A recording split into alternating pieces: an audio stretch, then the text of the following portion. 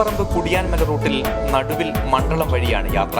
ഇനിയുള്ള 2.5 കിലോമീറ്റർ കയറാൻ ജീപ്പ് തന്നെ വേണം. ഈ ദുരിത വഴി താണ്ടിയാൽ പാലക്കയം തട്ടുതൊടാം.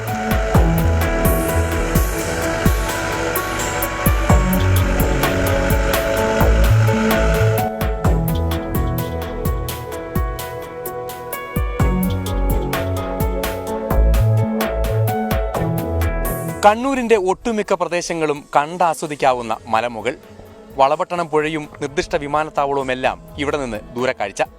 എന്നാൽ ഈ കേന്ദ്രത്തിലേക്ക് എത്തിപ്പെടുന്നതാണ് ദുസ്സഹം. സമുദ്രനിരപ്പിൽ നിന്നും 4100 അടി മുകളിലുള്ള ഈ തട്ടിൽ നിന്നാൽ കണ്ണൂരിന്റെ കാഴ്ചകൾ കാണാം. കോട പുതച്ചാൽ ആകാശവെണ്മ, മിഴി തുറന്നാൽ മഴ പെയ്ത് അടുത്തെത്തും. വിനോദസഞ്ചാരികളെ മാടി വിളിക്കാൻ ഒരു വഴി തരൂ എന്ന് ഇവിടെ എത്തുന്നവർ. ഇവിടെ റോഡ് ക്ലിയർ ആക്കുവാണെങ്കിൽ അനേകായിരം വിനോദസഞ്ചാരികൾ ഇവിടെ എത്താൻ സാഹചര്യമുണ്ട്. പക്ഷെ എന്നിട്ട് ഇവരിതിങ്ങനെ നടക്കുവാണെങ്കിൽ ഇത് ശരിക്കും പറഞ്ഞാൽ കയ്യേറി തീരുവേ ഉള്ളൂ. ഇത് കയ്യേറി ഇത് കീഴടങ്ങും. ജനങ്ങൾക്കിടയിൽ പ്രൈവറ്റ് പ്രോപ്പർട്ടി ആയിട്ട് ലാസ്റ്റ് മാറേണ്ടി വരും. കയ്യേറ്റം. ആ വഴിയിലേക്ക് ഞങ്ങൾ യാത്ര തിരിച്ചു. പരിസ്ഥിതിയെ കാറ് തിന്നുന്നവർ ഇവിടെയും എത്തിയിട്ടുണ്ട്.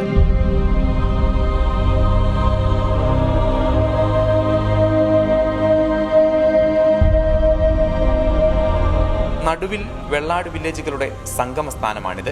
വില്ലേജ് അധികാരിയെ വിളിച്ചപ്പോൾ കിട്ടിയ മറുപടി കേൾക്കുക. ഹലോ, നമസ്കാരം. ഇത് വെള്ളാട് വില്ലേജ് ഓഫീസറാണോ? അതെ. പാലക്കയം തട്ടിന്റെ ഒരു ഭാഗത്ത് വില്ലേജ് എന്തെങ്കിലും പണിക്ക് അവിടെ അനുമതി കൊടുത്തിട്ടുണ്ടോ? ഇല്ല, കൊടുത്തില്ല.